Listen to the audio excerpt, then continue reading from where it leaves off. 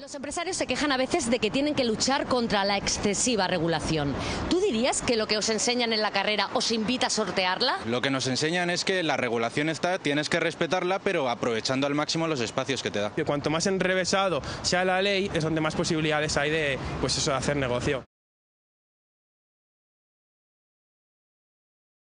Hemos visto que tenéis una asignatura de ética. ¿Qué os enseñan? Nos enseñan pues, los derechos universales, tener en cuenta a tus empleados. Es que no sé muy bien qué decir. ¿Pero qué has aprendido? Pues poco. De momento, de ética social, hemos visto poco o nada.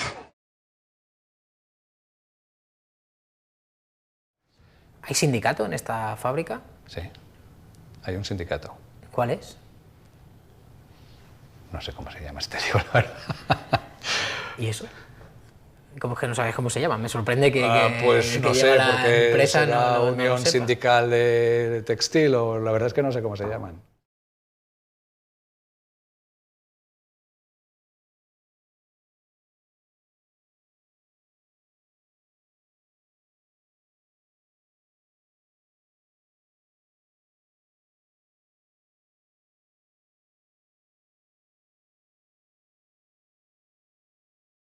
Todo lo que nos rodea influye tremendamente en nuestro aprendizaje. Los espacios, los tiempos, las actitudes de nuestras familias, las emociones, los gustos, las creencias. Todo es parte de ese ambiente con el que nos construimos a nosotros mismos. La pregunta es entonces, ¿qué ambiente estamos ofreciendo a los niños para que los adultos se desarrollen de esta manera? Escuela no es sinónimo de educación. La escuela podrá ser un viejo mapa a la sabiduría, pero la educación es el territorio donde todo el aprendizaje sucede.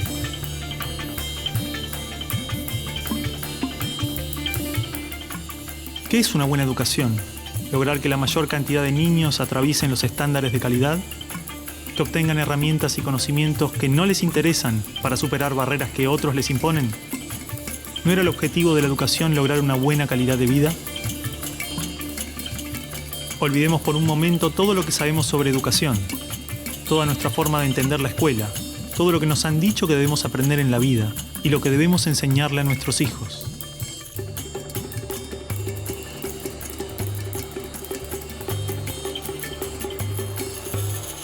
Empecemos de nuevo. La escuela como la conocemos nace a fines del siglo XVIII y principios del siglo XIX en Prusia. Con el fin de evitar las revoluciones que sucedían en Francia, los monarcas incluyeron algunos principios de la Ilustración para satisfacer al pueblo, pero manteniendo el régimen absolutista. La escuela prusiana se basaba en una fuerte división de clases y castas. Su estructura, heredera del modelo espartano, fomentaba la disciplina, la obediencia y el régimen autoritario. ¿Qué buscaban estos déspotas ilustrados? Un pueblo dócil, obediente, y que se pudiera preparar para las guerras que hubieron en esa época entre todas las naciones que estaban naciendo. Por ejemplo, Catalina la Grande de Rusia llamó a los enciclopedistas franceses a preparar esto mismo. Diderot, uno de los más famosos, estuvo allí para armar este paquete, ¿sí?, formador, no de ciudadanos, sino que de obedientes súbditos de estos estados. Las noticias del exitoso modelo educativo viajaron rápido, y en pocos años, educadores de América y Europa visitaban Prusia para capacitarse. Con el paso del tiempo, el modelo se expandió a nivel internacional. Muchos países importaron la escuela moderna con el discurso del acceso a la educación para todos, elevando la bandera de la igualdad, cuando justamente la esencia misma del sistema provenía del despotismo. Ese es el origen de la educación pública. Fíjense ustedes que Napoleón, un poco posterior, y enemigo jurado de todos estos déspotas, hizo lo mismo. Él lo decía con todas sus letras. Yo quiero formar un cuerpo docente para poder dirigir el parecer de los franceses. ¿Se entiende? Él lo tiene claro. Y eso opera, se sepa o no se sepa, hasta el día de hoy. La escuela nace en un mundo positivista regido por una economía industrial. Por lo tanto, busca obtener los mayores resultados observables con el menor esfuerzo e inversión posible, aplicando fórmulas científicas y leyes generales. La escuela era la respuesta ideal a la necesidad de trabajadores, y los mismos empresarios industriales del siglo XIX fueron quienes financiaron la escolarización obligatoria a través de sus fundaciones. La educación sigue siendo lo mismo, una herramienta para formar trabajadores útil al sistema y una herramienta útil para que la cultura permanezca siempre igual y siempre se repita. La educación, como la estamos viendo hoy, es administrativa. Hay alumnos que llegan, profesores que hacen clase, alumnos que se van, profesores que se van y al día siguiente se repite el ciclo.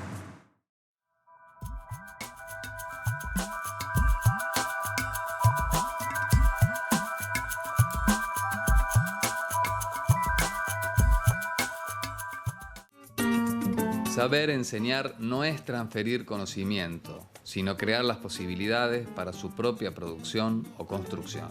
El pensamiento de Paulo Freire nace en el Brasil, fines de los 50, principios de los 60, en el contexto de discusión que traen las teorías del reproductivismo y que trae el propio pensamiento latinoamericano respecto a una crítica a la escuela estatal y al sistema educativo. Una idea central es anunciar o denunciar el carácter político ideológico de la acción educativa.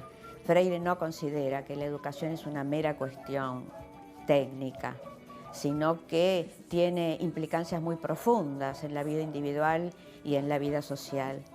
Y en tanto acto político, desnuda el mito de la asepsia o de la neutralidad educativa. Y él plantea que los docentes, en cada una de nuestras actuaciones en el aula, estamos contribuyendo, bien sea a la liberación o a la domesticación de los seres humanos. De modo que, querámoslo o no, somos transmisores de ideología. De ahí la importancia de tomar conciencia. Sí, pero el eje fundamental, que es el cómo la pedagogía puede contribuir a la construcción de una sociedad de iguales, de una sociedad radicalmente democrática, ese es el eje de Freire, lo lleva a que la propuesta concreta pedagógica se vaya transformando. Que él es un pensador dialéctico, entonces no procura integrar teoría y práctica, sino que respeta la unidad intrínseca que hay entre teoría y práctica. Con esto quiero decir que lo que nos ha legado es una sólida conceptualización sobre la cuestión educativa, pero que no se queda en el plano especulativo, sino que desemboca en una propuesta pedagógico-didáctica. Igual ao educando, como eu disse por la mañana, o educador tiene que educar, el profesor tiene que enseñar y el educando tiene que aprender, ¿no? La cuestión es saber cómo se dan estas relaciones de tal manera que hay una práctica democrática. Freire, en vez de decir no a la escuela pública, va a decir defensa de la escuela pública, pero vinculada a su transformación profunda. Uno de los principales aportes de Freire a la educación fue su crítica a la pedagogía tradicional, en tanto esta no proporcionaba un ambiente abierto y democrático en el cual desarrollar las herramientas para formar sujetos críticos y pensantes. Y fue exactamente a partir de ahí que yo hice la crítica a lo que yo llamé de educación bancaria. La educación bancaria es básicamente una crítica a la pedagogía autoritaria. Una pedagogía centrada en la figura del maestro y no centrada en la figura del alumno. Una pedagogía donde los contenidos eran impartidos de manera directa desde arriba hacia abajo. Freire, al traer una noción de diversidad cultural o multicultural, al traer una hipótesis de educación liberadora y al criticar la educación autoritaria, nos ofrece una alternativa que en las escuelas debería ser la única posible, que es dejar librados los espacios educativos a la construcción colectiva del conocimiento. A partir de estas concepciones de la educación, uno de los principales temas de atención para Paulo Freire fue el alto índice de analfabetismo de Brasil, teniendo en cuenta siempre la importancia de saber leer y escribir, la participación ciudadana de las personas y sobre todo en su inclusión social.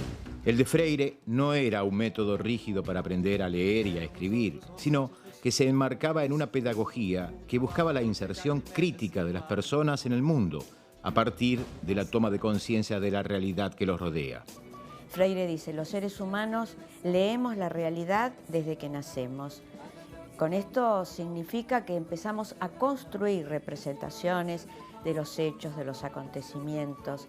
Y esas representaciones no solo indican cómo interpretamos el mundo, sino que incide fuertemente en cómo vamos a actuar sobre él.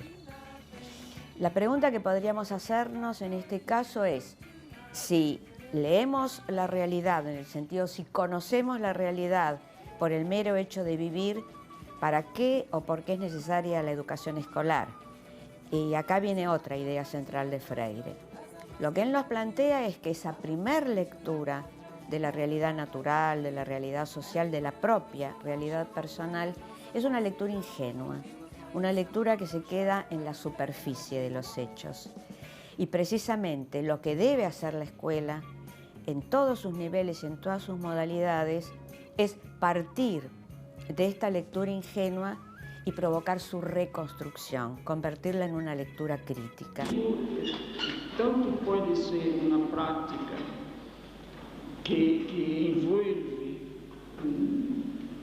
un sueño de liberación, como puede ser una práctica que trabaja consciente o inconscientemente por una inmovilización de la historia y, por lo tanto, por la adaptación de los educandos al contexto, en lugar de invitarlos a transformar el contexto.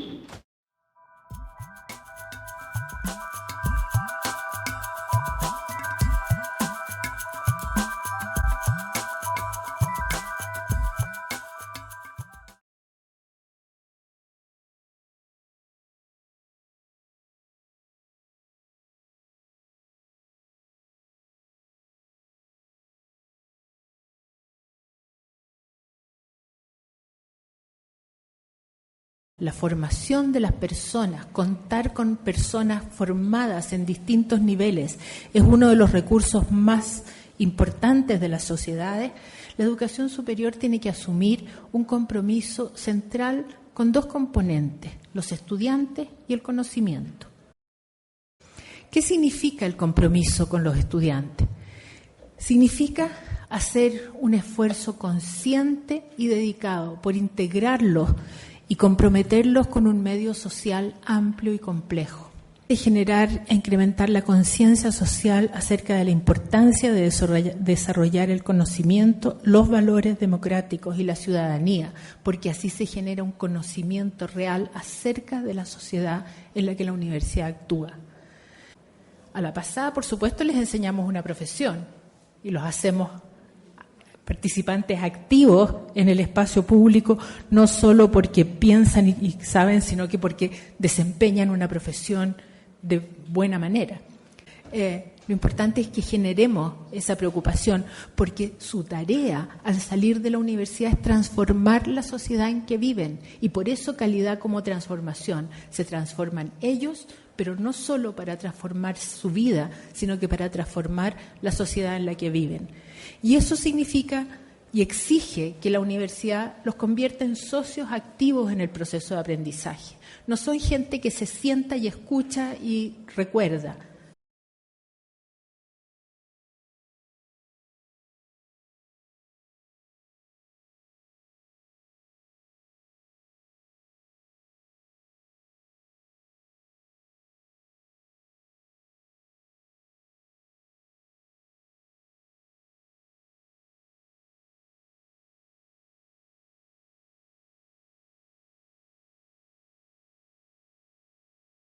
Para entender la formación en un contexto amplio que incluye la responsabilidad social, donde hay un desarrollo de oportunidades de ejercitación práctica de estas actitudes, la vinculación entre la formación teórica y la formación práctica.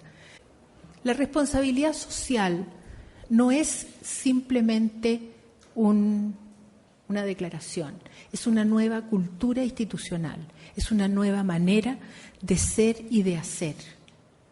La cultura es lo que queda cuando uno se le olvida todo lo que le enseñaron en el colegio y en la universidad. Es cuando las cosas dejan de ser aprendidas, Cuando ya no es algo que le enseñaron, no es algo de afuera, es algo que yo lo hago mío. Y cuando ya me olvidé de que me lo enseñaron, lo incorporé como parte de mi vida cotidiana. Pero es eso, es una manera de ser y de hacer que se incorpora en las prácticas cotidianas, que los valores y las actitudes que están vinculadas a ese tema de responsabilidad social son una parte indisoluble del quehacer institucional. Y eso es parte también de lo que hay que mirar cuando uno mira la calidad.